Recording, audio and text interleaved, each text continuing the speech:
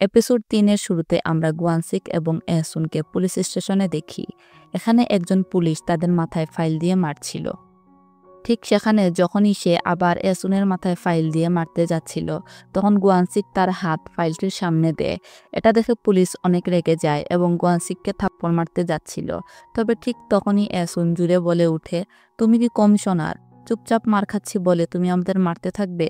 আমরা কি কোনো অপরাধ করেছি? পুলিশ আরও রেগে গিয়ে বলে, তুই সিগারেট খাস আর স্কার্ট পরস, তুই ১ নম্বরের খারাপ মেয়ে। এহসুন জুড়ে বলতে থাকে, মিনি স্কার্ট পরলে কি হয়েছে? আমি তো শুধু বাড়ি থেকে পালিয়েছি। আমরা তো নাবালেগ শিশু। পুলিশের উচিত আমাদের রক্ষা করা। তাদের কথাগুলো সেখানে বসে থাকা এক রিপোর্টার লিখছিল এবং বলছিল যে এই দুইজন তো জেজু আইল্যান্ডের হিরো আর রাঞ্ঝা। ঠিক তখনই গনসিকের মা এসে পড়ে। তিনি গনসিককে প্রশ্ন করেন, তোমার জিনিসপত্র কোথায় আর আমার সোনালী ব্যাংক কোথায়? পরবর্তী সিনে আমরা গনসিকের মাকে সেই হোটেলে দেখতে পাই যেখানে একটি নতুন গেস্ট এসেছিল এবং গনসিকের মা তাকে বলছিল, টাকা আমাকে দাও, এই মহিলা আমার জিনিস চুরি করেছে। যতক্ষণ পর্যন্ত না হিসাব ঠিক হচ্ছে টাকা আমি নিব। তাদের দুজনকে এভাবে কাড়াকাড়ি করতে দেখে গেস্ট সেখান থেকে পালিয়ে যায় আর গনসিকের মা সেখানে নিজের জিনিস হাসিল করার জন্য তাদের যথেষ্ট বিরক্ত করতে থাকে। হোটেলের মালিকের ওয়াইফ গনসিকের মাকে বাইরে যাওয়ার জন্য বলে আর এই বিষয়ের উপর তারা একজন আরেকজনের চুল নিয়ে টানাটানি শুরু করে। তখন সেখানে পুলিশ আসে এবং ১০ নম্বর বার চুরি করার জন্য হোটেলের মালিকের ওয়াইফকে গ্রেফতার করে। তারপর গুয়ানসিকের মা তার সমস্ত জিনিস নিয়ে বাইরে চলে আসেন এবং গুয়ানসিককে প্রশ্ন করেন, আগের জন্মদিনের আংটিগুলো কোথায়? তুমি তো সেগুলো সাথে নিয়ে এসেছিলে, তাই না? এহসুন তাকে বলে, যা কিছু আমরা সাথে নিয়ে এসেছিলাম সব কিছুই এই ব্যাগে আছে। তারপর গনসিকের মা তাদের দুজনকে নিয়ে জেজু আইল্যান্ডে ফিরে আসেন। এরপর আমরা দেখতে পাই যে এহসুনকে স্কুল থেকে বের করে দেওয়া হয় এবং সবাই তার সম্পর্কে কথা বলছিল। তখন এহসুন তার সব বই আগুনে পুড়িয়ে দেয় এবং অনেক বেশি কান্না করে। বাড়ি ফিরে এহসুনের চাচা তাকে অনেক বকাঝকা করে বলছিল, তুমি তোমার জীবন নিজেই নষ্ট করে ফেলেছ। এই দ্বীপে কারো কাছে কোনো কিছু লুকানো যায় না। এহসুনের দাদি এহসুনের চাচাকে বলা শুরু করেন, তোমার ছেলে কি কোনো প্রদীপ জ্বালিয়েছে?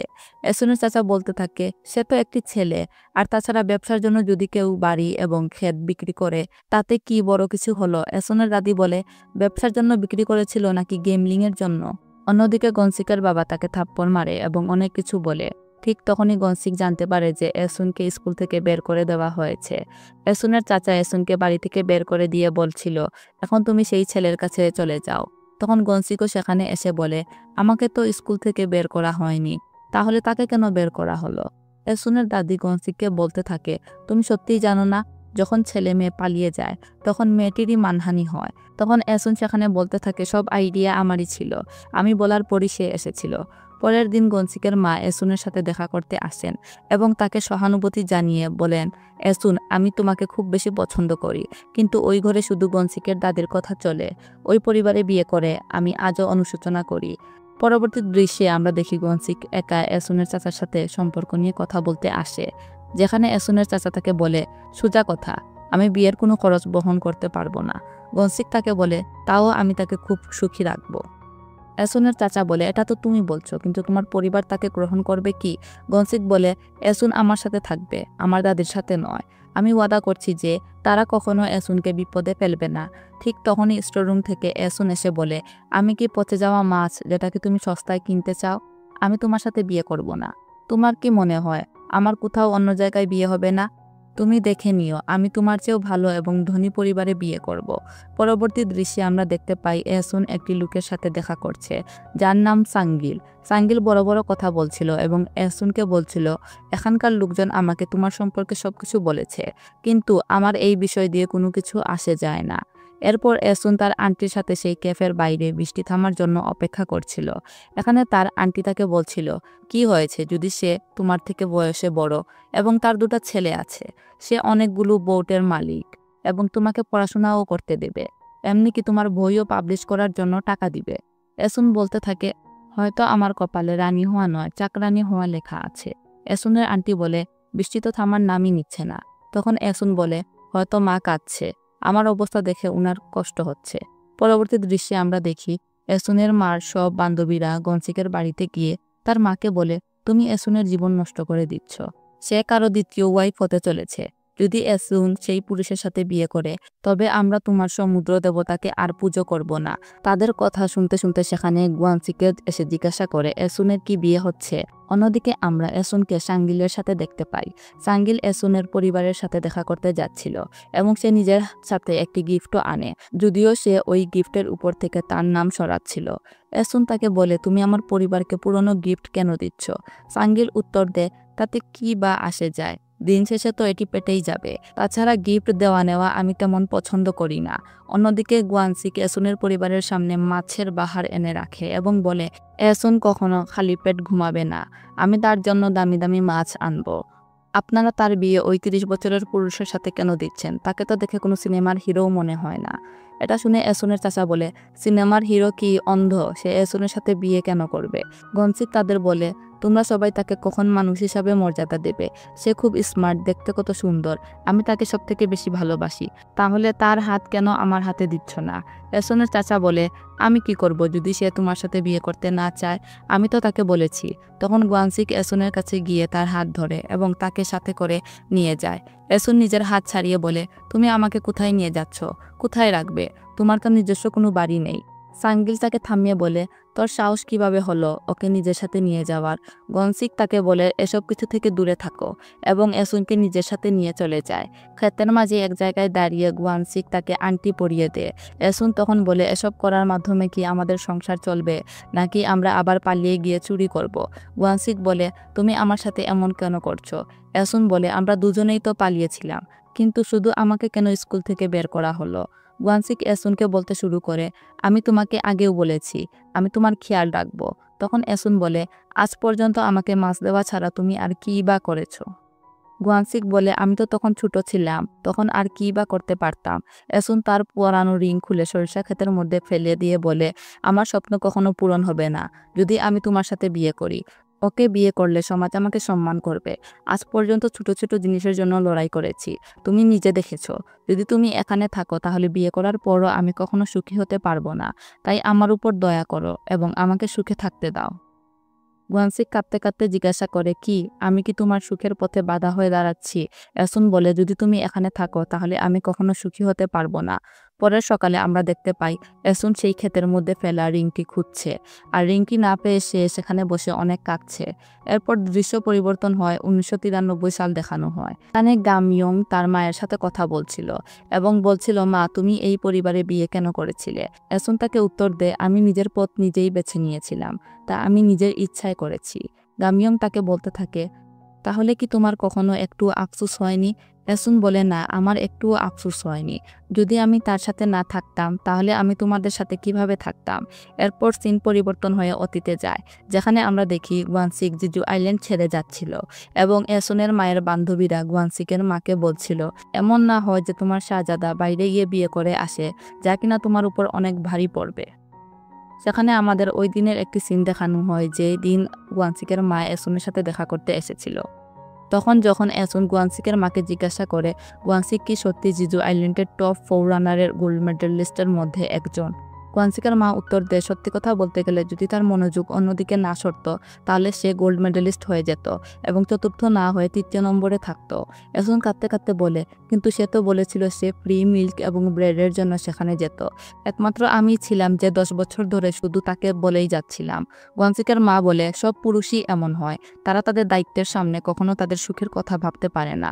গুয়ানসিকের মা ইচ্ছাকৃতভাবে এসব কথা বলছিল যাতে এসুন নিজে থেকেই বিয়ে করতে অস্বীকার করে দেয়। প্রেজেন্টে গুয়ানসিক এসুনের আসার অপেক্ষা করছিল। তার কোচ তাকে বলে, তোমার মা তোমাকে মেইনল্যান্ডে পাঠাচ্ছে, সেখানে আমরা অনেক প্র্যাকটিস করব এবং দেখো তুমি গোল্ড মেডেল জিতবে। গুয়ানসিক প্রশ্ন করে, তাহলে কি গোল্ড মেডেল আসল গোল্ডের হয়? কোচ বলে, না। গুয়ানসিক তখন বলে, তাহলে আপনি বলুন আমি এমন গোল্ড মেডেলের কি করব? আমি কোনো গোল্ড মেডেল জিততে চাই না। কোচ বলে, এখন তোমার কি হয়েছে? আগে তো তুমি বলেছিলে মেইনল্যান্ডে যেতে আর গোল্ড মেডেল জিততে হবে।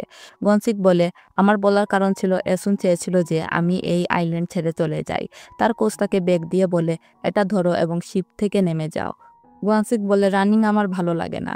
যদি আমি সবকিছু দিয়েও দৌড়াই তবুও চতুর্থ স্থানের বেশি যেতে পারবো না। কোচ বলে তুমি পাগল হয়ে গেছো, তাহলে তুমি মেইনল্যান্ডে যাচ্ছ কেন? অন্যদিকে আমরা এসুনকে দেখতে পাই, যে সাঙ্গিলের সঙ্গে একটি বুটিকে ছিল। সেখানে এসুন এবং সাঙ্গিলের মধ্যে কোনো বিষয়ে ঝগড়া হয়ে যায়। সাঙ্গিল এসুনকে তার টাকার গরম দেখাচ্ছিল। তখন এসুন তাকে বলতে শুরু করে, আমি তোমার সাথে টাকার জন্য বিয়ে করছি না। সাঙ্গিল প্রশ্ন করে, তাহলে কেন তুমি বিয়ে করছো? উত্তরে এসুন বলে, কারণ আমার থাকার জায়গা নেই। এসুন তার শৈশবে এক দৃশ্য মনে করে, যেখানে সে তার মা এবং মায়ের বান্ধবীদের সাথে বসেছিল। সে সবাইকে বলছিল, যখন আমি বড় হব তখন 5বার প্রেসিডেন্ট হব। এসুনের মার বান্ধবীরা তাকে বলছিল, আমরা তো তোমার সাথে আছি, তুমি তো 8টা ভোট এমনিতেই অবশ্যই পাবে। এদিকে গুয়ানসিকও তাদের পাশে বসেছিল। তখন সে বলতে শুরু করে, 8টা ভোট নয়, 9টা ভোট। তখন একজন মহিলা তাকে প্রশ্ন করে, তুমি বড় হয়ে কি হতে চাও? গুয়ানসিক বলে, আমি বড় হয়ে এসুনের হাজব্যান্ড হব। একথা শুনে সবাই হেসে উঠে। এসুন এগুলো মনে করে ঘড়ির দিকে তাকিয়ে থাকে। তারপর সাঙ্গিলের কাছে গিয়ে বলে, আমি এই বিয়ে করছি কারণ আমার থাকার জায়গা নেই। আর মানুষ বলে, মরার চেয়ে ভালো হলো কোনো গাধার গাধি হয়ে যাওয়া। সাঙ্গিল বলে, তুমি কি আমাকে গাধা মনে করো? এসুন উত্তর দেয়, তুমি আমাকে কাজের মেয়ে হিসাবে রেখে দাও, অথবা তোমার সন্তানদের লালন পালন করার জন্য রাখো। এরপর সাঙ্গিল বলে, তুমি কি আমাকে পাগল মনে করো? যখন ওয়াইফ এইসব কাজ ফ্রিতে করবে তখন আমি কেন টাকা খরচ করব? তখন এসুন শিপের আওয়াজ শুনতে পায়। শিপের আওয়াজ শুনে সে দ্রুত কাঁদতে কাঁদতে শিপের দিকে দৌড়াতে থাকে, কিন্তু তখন শিপ কিছুটা দূরে চলে গিয়েছিল। এসুন কাঁদতে কাঁদতে জুড়ে জুড়ে চিৎকার করতে থাকে, গুয়ানসিক আমাকে ছেড়ে যেও না। শিপে থাকা গুয়ানসিকও তার আওয়াজ শুনতে পায়, তাই সে তাড়াতাড়ি গিয়ে ক্যাপ্টেনকে শিপ থামানোর জন্য বলে, কিন্তু ক্যাপ্টেন শিপ থামায় না। এসুনের এই অবস্থা দেখে তার মায়ের সব বান্ধবীরা কান্না করছিল। দূর থেকে সবাই দেখে গুয়ানসিক সমুদ্রে ঝাঁপ দেয়। প্রথমে সবাই মনে করে গুয়ানসিক মারা গেছে, কিন্তু তারপর তারা দেখে যে গুয়ানসিক তীরে এসুনের কাছে চলে এসেছে। এটা দেখে সবাই খুব খুশি হয়ে যায়। গুয়ানসিক এসুনের কাছে এসে তাকে জড়িয়ে ধরে এবং তারা দুজন খুব কাঁদতে থাকে। এখানে আমরা গুয়ানসিকের বোনকে চেহারার অদ্ভুত ভঙ্গি তৈরি করতে দেখি, যেটা সে 1993 সালেও তৈরি করেছিল। এবং তখন আমরা জানতে পারি যে সেই মেয়ে এসুনের সিস্টার ইন ল, যার নাম ইয়ংওক ছিল। প্রেজেন্টে ইয়ংওক ড্রাঙ্ক অবস্থায় গামইয়ংকে বলছিল, তোমাকে একটি গোপন কথা বলি, তোমার প্যারেন্টসরা যুবক বয়সে পালিয়ে গিয়েছিল। এরা তো পুরো সমুদ্র এবং সমুদ্রের দেবতাকেও নাচিয়ে দিয়েছিল। এসুন তাকে বলছিল, আমি ঘর থেকে পালিয়ে আসিনি, বরং তোমার মা পালিয়েছিল। ইয়ংওক বলতে থাকে, আসল মজা তো বুসানের ঘটনায় আছে। তুমি জানো এরা বুসান থেকে 2 দিন পর ধরা পড়ে গিয়েছিল এবং তাদের বিয়ের 8 মাস পরেই তুমি এই পৃথিবীতে চলে এসেছিলে। তখন গুয়ানসিক এসে ইয়ংকে কিক মেরে বলছিল, চলো খুব হয়েছে, এখন তুমি তোমার বাড়িতে যাও। সিন পরিবর্তন হয়, আমরা অতীতে যাই, যেখানে আমরা গুয়ানসিকের কুলে তার মেয়েকে দেখি এবং এসুন তাদের ছবি তোলার চেষ্টা করছিল। তারপর এসুন গামইয়ংকে কুলে নিয়ে বলছিল, এখন কলেজে যাওয়ার কি দরকার, আমার পুরো পৃথিবী তো এই রুমেই আছে। তখন সে রেডিওতে এশিয়ান গেমসের কথা শুনতে পায় এবং গুয়ানসিককে জিজ্ঞাসা করে, তোমার কি মন খারাপ যে তুমি গোল্ড মেডেল জিততে পারোনি? গুয়ানসিক তাকে বলে, আমার গোল্ড মেডেলের কি দরকার যখন আমার কাছে গামইয়ং আছে, এখন তো শুধু এই আমার পুরো পৃথিবী। এখানে আমরা কিছু লেখা পাই যেখানে বলা হয়, গামইয়ংয়ের মা 18 বছর বয়সে মা হয়ে তার সমস্ত স্বপ্ন ভুলে গিয়েছিল। গামইয়ংয়ের বাবা 19 বছর বয়সে গোল্ড মেডেলিস্ট হওয়ার বদলে বাবা হয়ে গিয়েছিলেন। তারা স্বপ্ন সাজিয়েছিলেন, কিন্তু সেই স্বপ্ন খুব তাড়াতাড়ি ভেঙে যাবে, তাও তাদের হাতে। পরের দৃশ্যে আমরা দেখি, ওই দিন যখন গুয়ানসিক বুসানে সকালে উঠে বাইরে গিয়েছিল, সে আবার সেই জুয়েলারি দোকানে গিয়েছিল যেখানে তারা আগে গিয়েছিল। এখানে সে দোকানের মালিককে নিজের জন্মদিনের রিং দিয়ে বলে যে, আমি এই রিংগুলো বদল করে একটি নতুন ভালো রিং নিতে চাই। প্রথমে মহিলা রিং তৈরি করতে অস্বীকার করে, কিন্তু তারপর গুয়ানসিকের মুখ দেখে সে রাজি হয়ে যায়। এরপর আমরা সেই রিংটি এসুনের আঙ্গুলে দেখতে পাই। এখানে এসুন এবং গুয়ানসিক এসুনের বিয়ের পোশাক দেখছিল। গুয়ানসিকের মা তাদের দুজনকে বলছিল, তোমরা কি কোনো ফ্যাশন শোতে যাচ্ছ? ভাড়া দিয়ে কাপড় নাও এবং কাজ শেষ করো। কিন্তু গুয়ানসিক এসুনকে বলতে থাকে, তোমার যা পছন্দ তুমি নিয়ে যাও। এসুন তাকে প্রশ্ন করতে থাকে, এই টুপি পরার সময় কি চুল খোলা রাখবো না গুছিয়ে রাখবো? গুয়ানসিক তাকে বলে, এই টুপি পরার কারণে শুধু অনেক বছর পর তুমি রিগ্রেট করো না। এটা শুনে এসুন বলে, তুমি ফ্যাশনের কি বা জানো? এরপর গামইয়ং তার পিতামাতার বিয়ের ছবি দেখে এবং বলতে থাকে, মা তোমাকে কি এই টুপি দাদি জবরদস্তি পরিয়েছিল? এবং এখানেই এই এপিসোড শেষ হয়ে যায়।